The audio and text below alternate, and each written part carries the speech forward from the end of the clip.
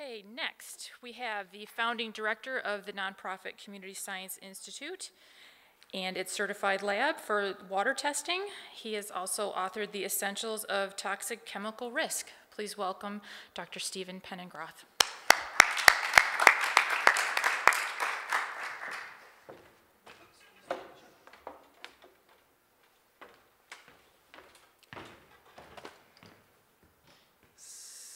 Is this one?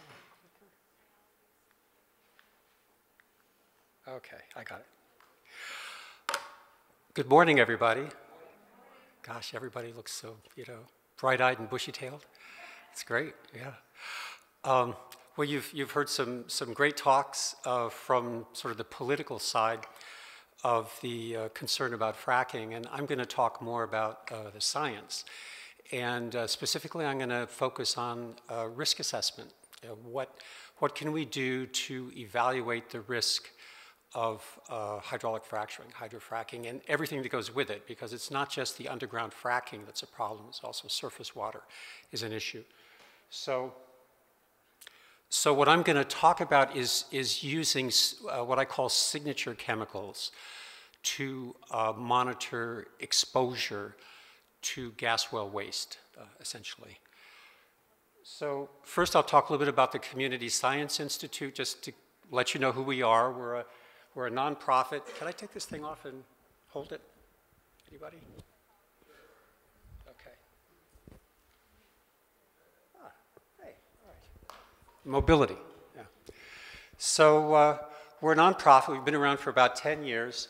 And our main thing that we do is we partner with groups of volunteers to monitor water. So we've been partnering with 7 groups here in the Cayuga Lake watershed starting in 2002.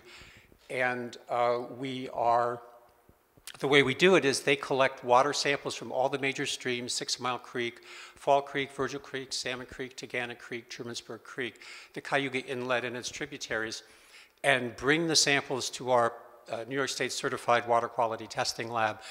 And we then analyze the samples for about a dozen water quality parameters with a focus on impacts from agriculture and urban and suburban development.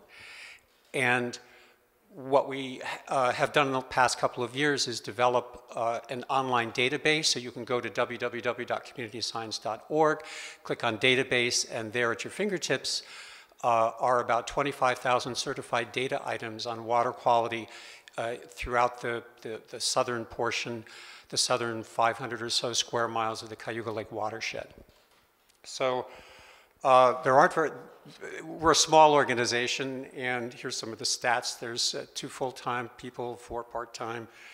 Our budget is, I guess it's almost twice what the Koch brothers donated to Andrew Cuomo's campaign, so I guess that's good.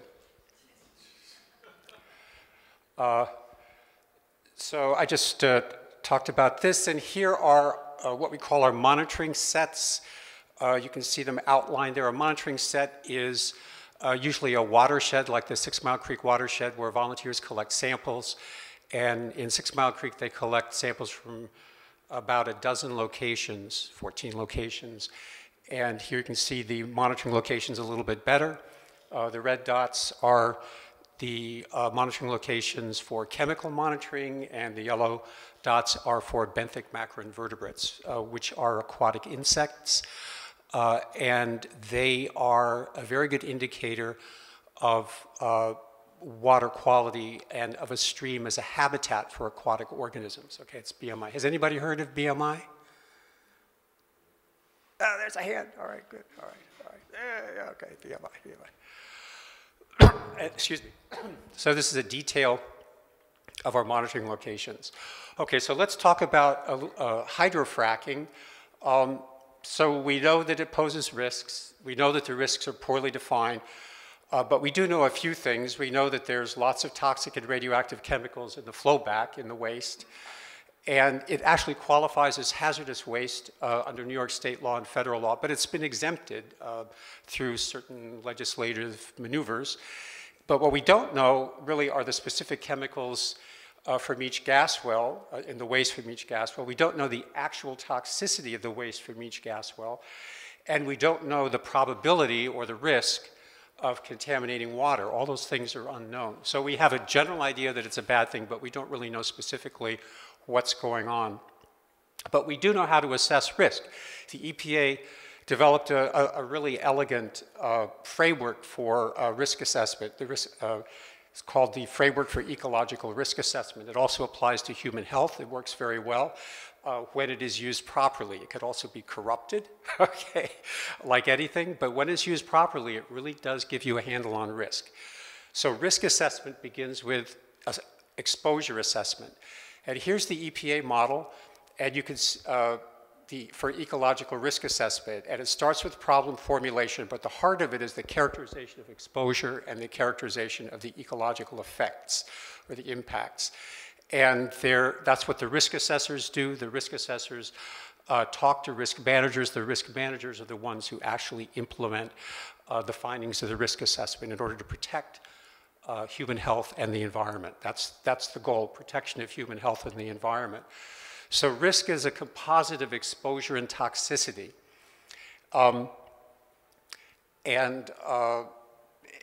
So if a toxic chemical gets into the environment, okay, it can cause risk. However, by definition, even if a very highly toxic chemical does not get into the environment, if there's no exposure, then there's no risk. No exposure, no risk. And that's sort of the basis for the Yucca Mountain solution for radioactive waste. The idea was to entomb radioactive waste at Yucca Mountain far from anything. So even though it's highly toxic, toxicity is very high, no exposure, no risk. Okay? So risk assessment really begins with exposure assessment. So let's talk about exposure assessment. So I'd like to talk about surface water first, because I think surface water sometimes gets left out of the picture. And if anything, I think surface water may be at greater risk than groundwater from shale gas extraction activities. So, you know, how can things go wrong? Let me count the ways. I mean, that's, you know. So transport of fracking chemicals and storage on the drill pad, you can get truck accidents, you can get leaks from storage containers, spills on the drill pad, leaks from valves. When you store the flowback in open pits, you can have off gases like radon and VOCs. You can have leaks through tears in the plastic liners of the pits, and you can, excuse me, breach pit walls just because they may not be constructed properly. And you can get overflow from rain. You could have truck accidents when you're transporting the flowback. Leaks from pipes and valves can always occur, and I think have occurred. And then the disposal of flowback through sewage treatment plants, or POTWs, publicly owned treatment works. The problem there is that the screening, as far as I can tell anyway, is inadequate, because fracking fluids can contain an array of a subset of 600 or so chemicals. It doesn't contain all 600 or however many there really are, but it does contain a subset of them, the waste from each well. The priority pollutant list is a list of 126 chemicals that was developed in the 1970s to screen industrial wastewater, okay? So fracking waste is defined right now as industrial wastewater. Therefore, it can be screened using this priority pollutant list of 126 chemicals. There's 600 or so chemicals in fracking fluid. In other words, this list is not adequate, okay? You can't screen for all of the chemicals in fracking fluid using the current regulatory approach, which is based on the priority pollutant list, which is heavily weighted with pesticides, because that's what the environmental issue was, the main environmental issue in the 1970s, when that list was developed. And then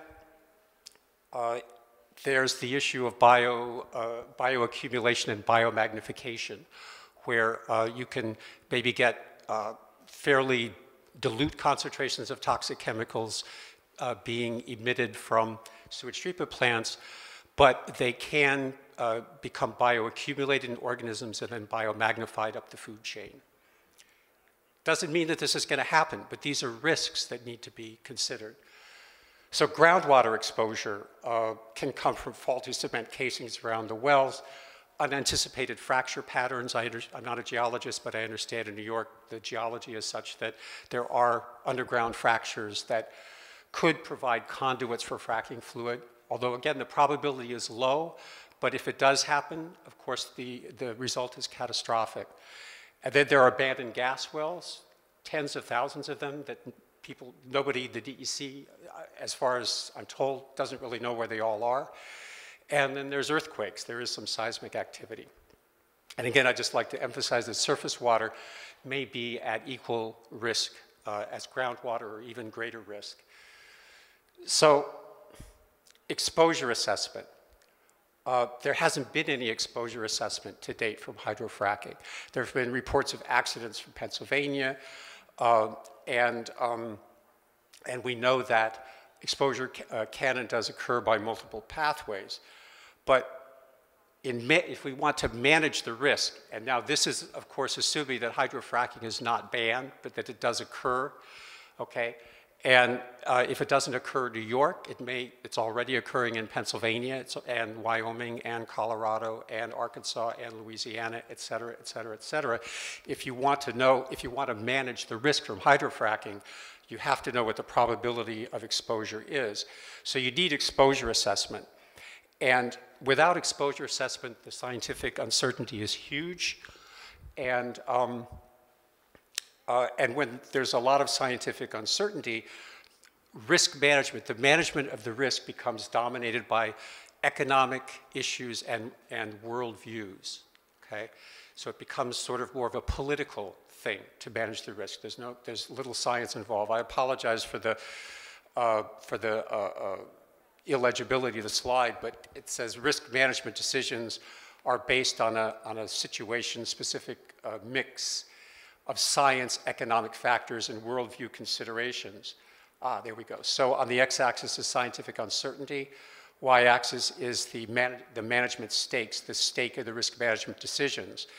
When scientific uncertainty is low and stakes are low, decision stakes are low, science dominates decisions. But as you get out here with a lot of scientific uncertainty and very high decision stakes, decisions are dominated by worldview and economics. And I think that's the situation that we're in right now with hydrofracking.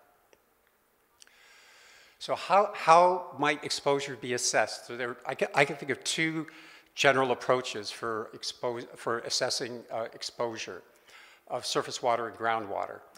Now, the first one is that gas companies could add tracer dyes to their fracking fluid. And there are some fluorescent dyes that you can detect at very low concentrations, and rhodamine might be one candidate. And the second alternative would be for citizens to monitor for signature chemicals that are associated with shale gas waste, and also monitor for biological indicators of stream health, like, everybody together, BMI. There you go. All right, good. All right. I can tell you're awake, so I must be doing okay. So what are the feasibility of these two general exposure strategies? Well, the first one would be the most effective, the tracer dyes, but gas companies would need to agree to add tracer dyes to their fracking fluid voluntarily.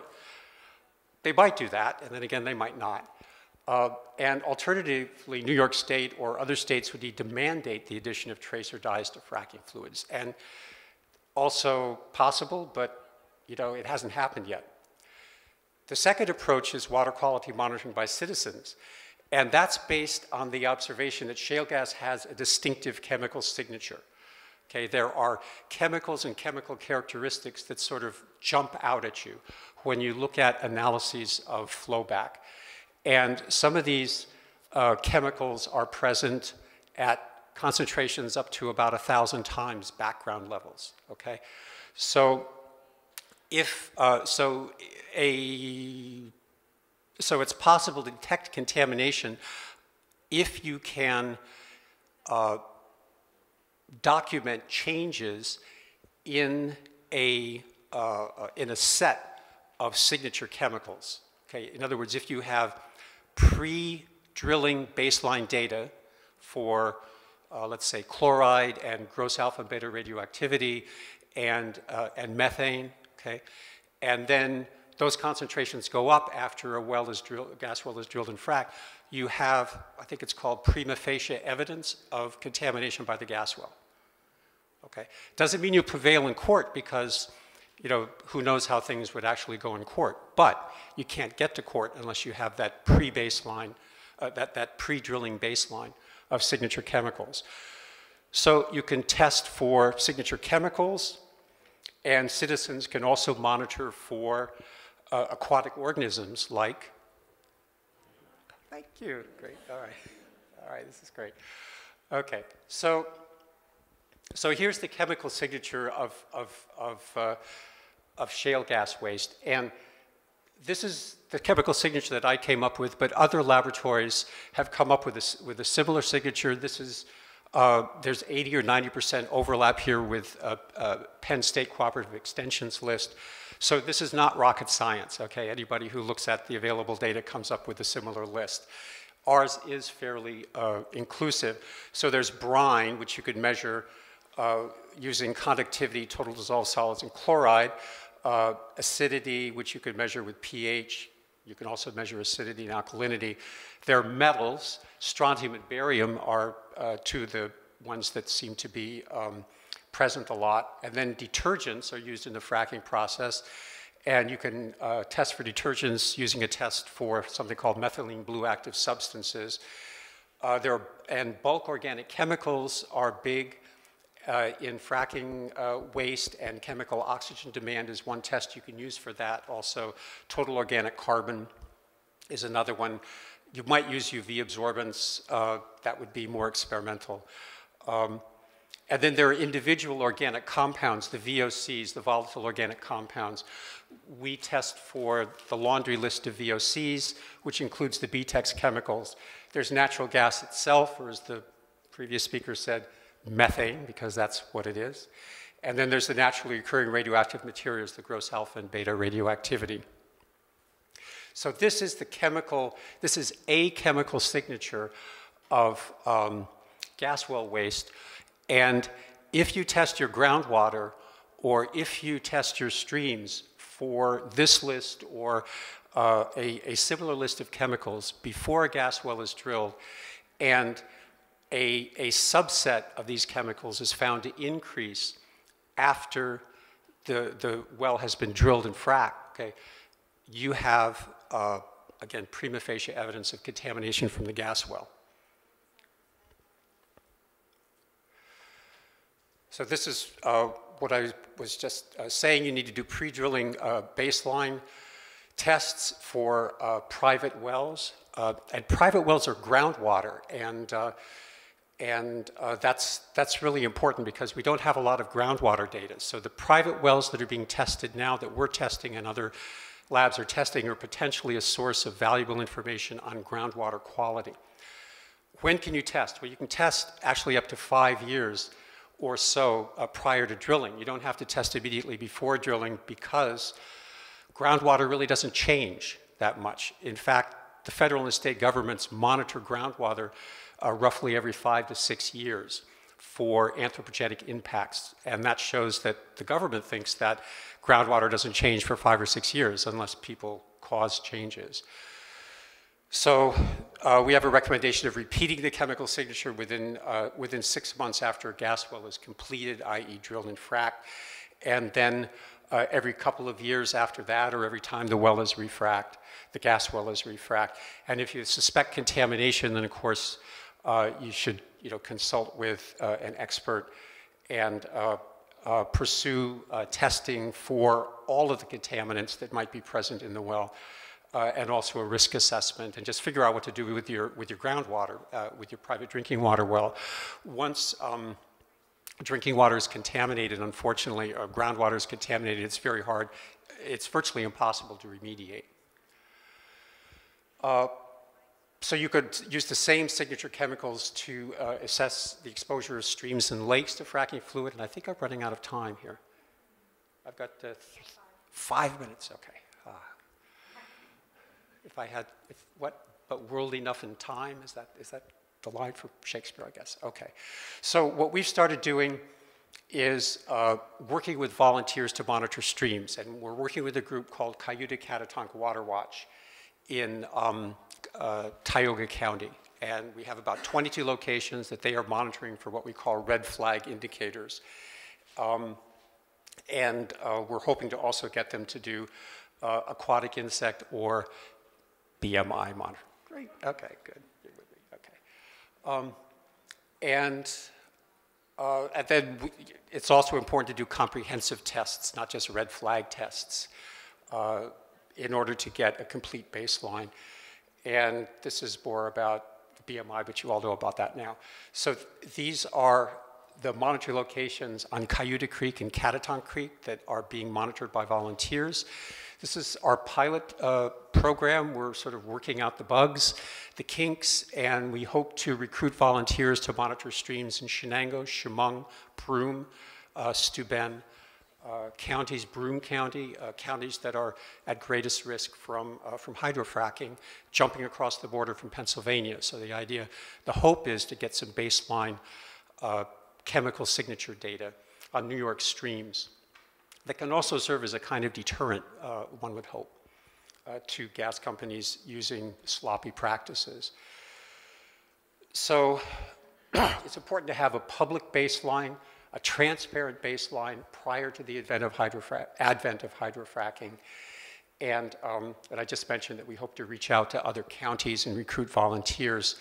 And I'm also hoping that homeowners will agree to share their private drinking water data, because like I said, there aren't many sources of information about groundwater quality, especially not groundwater quality as it relates to the signature chemicals in hydraulic fracturing. So I've heard that that Chesapeake has tested a lot of wells in Pennsylvania, private drinking water wells, paid for the tests themselves. And by the way, that means that Chesapeake owns the data and they don't have to share it with the homeowner or scientists or anybody because it's their data. And so they have apparently, from what I've heard, and I don't have this directly, but apparently they've been saying that the water quality really isn't that good. You know, there's methane in some wells, and then there's some violations of, you know, maximum contaminant levels in some other wells, and so on. And of course, what that does is sort of set up the idea that groundwater quality is bad to begin with, is poor, and then if something happens with hydrofracking, gee, it's too bad, but the groundwater really wasn't that good to begin with. So that's why I think it's really important to try to publicize groundwater quality as much as possible, because that lets people know that the groundwater quality is good. And especially in New York, I mean, we've tested about over 100 wells now, and the groundwater quality, yes, there's methane in the wells, no doubt about it, in some wells, and the concentrations range all over the map, but by and large, the water quality is first class. So do I have a couple of minutes for questions? 2 minutes, okay. 2 questions or 2 minutes? 2 minutes, yeah, sorry, okay. Yes?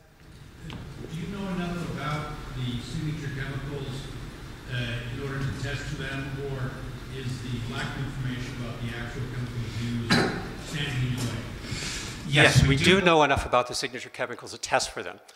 Okay, nobody knows which chemicals go into a particular, the fracking fluid that's used for a particular well. I'm given to understand that the subcontractors actually tailor fracking fluids for each individual well.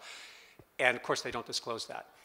So if you wanted to test for all, however many, 600 fracking chemicals that might be in there, that's prohibitively expensive. But you don't have to, because this set of signature chemicals and chemical characteristics is reasonably diagnostic of gas well contamination. One characteristic alone, probably not, but if you get 3 or 4 of them together, then it's like, oh well, you know, it looks like a gas well. You know, if it walks like a duck and if it quacks like a duck, it probably is a duck. Yes? What's that? Do private landowners have to pay for their own pre-testing, and what does it cost for all this? Yes, private landowners have to pay for their own tests. I'm not aware of any program, except I think Duke University got a grant from somewhere. That's what you can do when you're a big university. You know, you can get grants. And so they got grants to test people's water.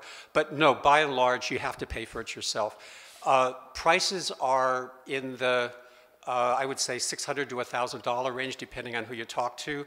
Ours are 668 plus travel. Write it down. Well, the reason I asked the question is because I know a family in Pennsylvania who's having a pipeline put through their property. Yeah. The company says they will regularly test.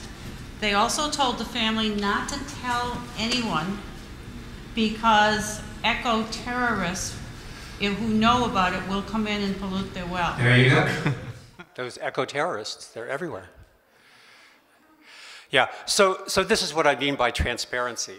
You know, it would just be wonderful to have data up on the internet. We have a plan to do that if we get permission from landowners.